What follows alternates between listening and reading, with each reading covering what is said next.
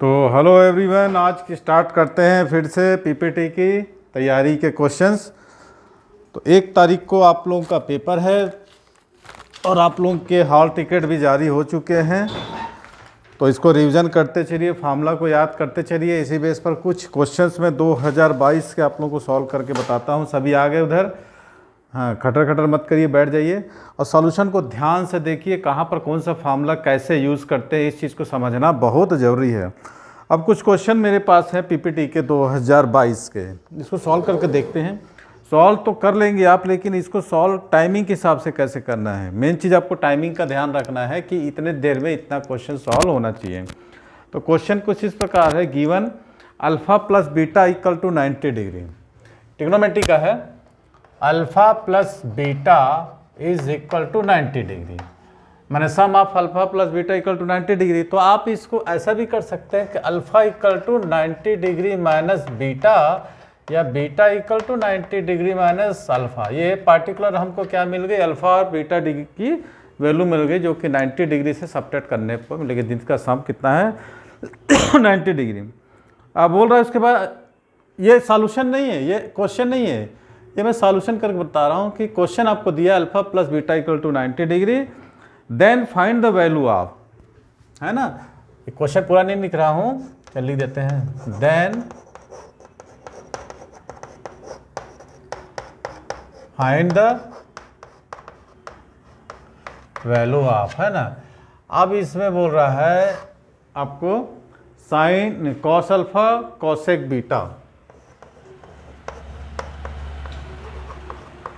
Minus cos alpha sine beta, ठीक है। तो इस टाइप का जैसे क्वेश्चन आपको देता है, काफ़ी इजी है, आप लोग बना लेंगे। सबसे पहले बात इसको कि टाइमिंग का, मैं बार बार बोल रहा हूँ कि टाइमिंग आप लोग को निर्धारित रखना है कि इतने क्वेश्चंस आएंगे, इतने मार्क्स के हैं और इतना देर टाइमिंग लेके बनाना है। कुछ क्वेश्चन ईजियर रहते हैं, कुछ क्वेश्चन हार्ड रहते हैं, कुछ में सोचना पड़ता है, कुछ में फॉर्मूला लगाना पड़ता है। इसलिए आप लोगों को टाइमिंग का, प्रैक्टिस का विशेष ध्यान रखना है। सबसे पहले मैं बोला कि बीटा जहाँ जहाँ पर यहाँ पर आप लोग अल्फ़ा की जगह भी रख सकते हैं, ये अल्फ़ा है और ये जो है बीटा है। तो बीटा की जगह मैं रखता हूँ 90 डिग्री माइनस अल्फ़ा, तो cos alpha cosec 90 degree minus alpha minus cos alpha और साइन 90 डिग्री माइनस अल्फ़ा, ठीक है। तो अब ये देखिए फार्मूला में आ गया, ये फार्मूला आप लोगों ने याद किया होगा, ठीक। तो क्या होता है कॉस अल्फ़ा, तो वैसे ही लिख जाएगा कॉसेक 90 डिग्री माइनस थीटा, आपने याद किया होगा ना, sine 90 degree minus theta cos 90 degree minus theta और टेन 90 डिग्री माइनस थीटा, है ना। साइन का कॉस हो जाता है, कॉस थीटा, कॉस का साइन हो जाता है, इसमें ऑल पॉजिटिव रहते हैं। टेन का कॉट हो जाता है ना।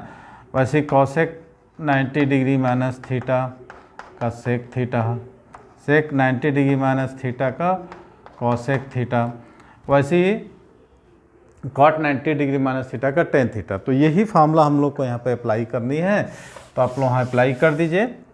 कॉसेक ये हो गया सेक अल्फ़ा माइनस कॉस अल्फ़ा और ये हो जाएगा कॉस अल्फ़ा। अब ये यहाँ देख रहे हैं cosec theta into sec theta, इनका प्रोडक्ट कितना होता है 1, तो यहाँ लिख दीजिए अनुमानदारी से 1। Cos alpha cos square alpha, ये क्या होगा साइन स्क्वायर अल्फ़ा, हमारा 4 ऑप्शन में आ गया साइन अल्फ़ा।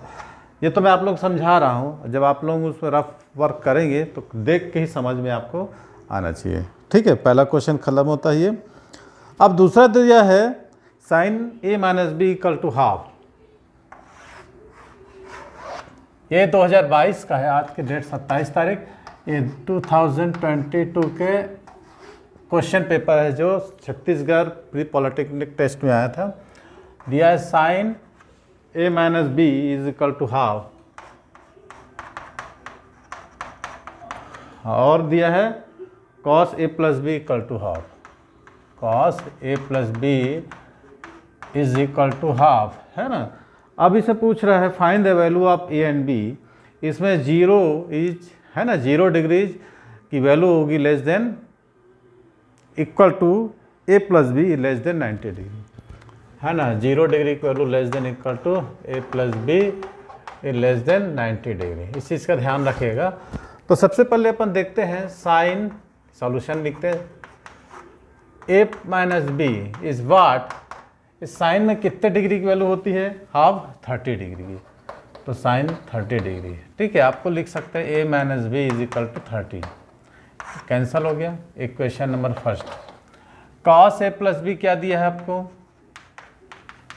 इज ऑल्सो क्या है, हाफ, तो ये कितने डिग्री होती है, 60 डिग्री की है।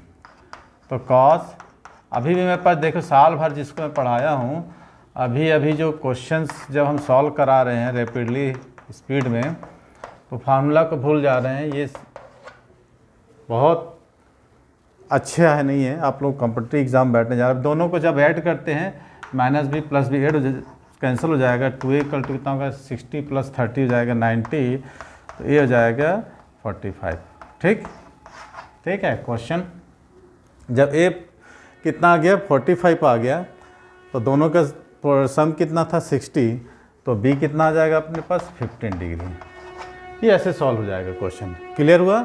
आपको दिया है A sine A minus B half, cos A plus B also half, तो sine A minus B equal to LHS, तो LHS में जो हाफ दिया है कितने डिग्री की वैल्यू है, 30 डिग्री की वैल्यू, तो A minus B equal to 30 degree और ए प्लस बी 60 डिग्री। जब दोनों को ऐड करते हैं अपन तो 90 डिग्री हो जाता है, इक्वल टू 2a, तो a इक्वल टू 45 डिग्री, जिनका सम कितना था 60 डिग्री और प्रोडक्ट कितना था 30 डिग्री, तो कितना आ गया हमारे पास 45, और इन दोनों को अब ऐड करेंगे कितना आएगा 60 डिग्री, दोनों को सब्ट्रैक्ट करेंगे तो कितना आएगा 30 डिग्री। ये क्वेश्चन आ गया जो कि लेस देन 90 डिग्री था। अब एक क्वेश्चन और है, फाइंड द सर, ये बोल रहा है मेटालिक स्फीयर, ठीक है। एक लोहे का, धातु का एक गोला है जिसकी रेडियस कितना दिया है, धातु के गोली हैं, metallic sphere of radius 6, 8, 10 centimetre. एक है R1 equal to 6, R2 equal to 8 और R3 इक्वल टू 10। 3 स्फीयर है, मेटालिक स्फीयर है, ठीक है। मेटालिक स्फीयर है 6, 8 और 10 सेंटीमीटर, है ना। All melted to form a single solid sphere, सबको पिघला देते हैं और एक बड़ा सा स्फीयर बनाते हैं sphere. Then the radius of the resulting sphere is, माने कि ये 3 स्फीयर थे, तीनों स्फीयर को मेल्ट कर देते हैं और एक बड़ा स्फीयर बनाते हैं, तो इसकी हमको रेडियस फाइंड आउट करनी है, ठीक है। तो देखिए एक चीज़ बता रहा हूँ, इसमें वॉल्यूम जो है अनचेंजेबल होता है। आपने फिजिक्स में पढ़ा होगा कि मान लो कोई तार है, उसको खींच के लंबाई दुगनी कर देते हैं, है ना, या फिर उसको रेडियस हाफ कर, जो भी करते हैं, तो इसमें वॉल्यूम अनचेंजेबल होता है। तो इसमें हम लिखते हैं volume of first sphere, volume of second sphere plus volume of third sphere, volume of bigger sphere.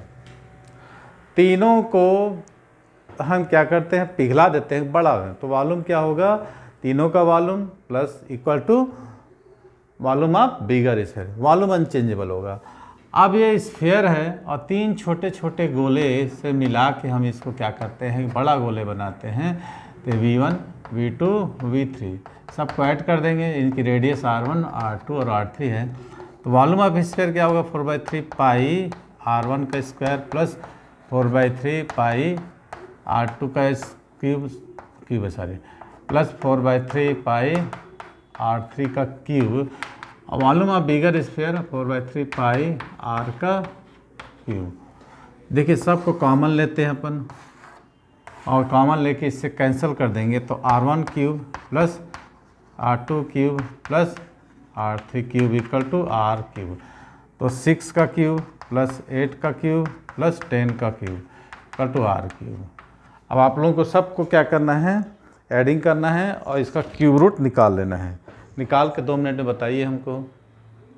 किए तो देखिए 6 का क्यूब कितना होगा, 36 इंटू 6, 8 का क्यूब 84 इंटू 64 इंटू 8 है ना, और 10 का क्यूब 1000, सबको ऐड करते हैं 1728 आता है। तो आपने क्लास 8 में पढ़ा होगा, ये किसका होल क्यूब है, 12 का whole cube equal to R cube. तो आर इक्वल टू आता है 12। तो जो बड़ा गोला बनेगा उसकी रेडियस कितनी हो जाएगी, 12 सेंटीमीटर। ठीक है, तो आज की वीडियो को यहीं समाप्त करते हैं, मिलते हैं वैसे ही अगली वीडियो में। 3 क्वेश्चंस बनाए हमने, आप लोगों के टाइमिंग का देख लेगा, ऐसे ही क्वेश्चंस आपको आएंगे, घबराना नहीं है। मेन चीज़ आपको पूरा डिटेल्स पढ़ना है, ना कि इसको याद करना है, इसको ये आएगा ऐसा नहीं करना है। आपको पूरा टॉपिक पढ़ना है, उससे रिलेटेड सब चीज़ को पढ़ना है, चाहे फिजिक्स हो, चाहे केमिस्ट्री हो, चाहे मैथ में। डिटेल्स में जब तक आप नहीं करेंगे तो आपको सिर्फ क्वेश्चन बनाने आएगा, उसको डिटेल्स में समझना नहीं आएगा। इसलिए जो भी क्वेश्चन आता है उससे रिलेटेड और 10 नए क्वेश्चंस को प्रैक्टिस करिए, तब आपको उसमें क्या होगा, सक्सेस मिलेगा। अदरवाइज क्वेश्चन को समझने में ही आपको टाइम लग जाएगा। तो थैंक्स फॉर वॉचिंग, मिलते हैं इसी वीडियो में।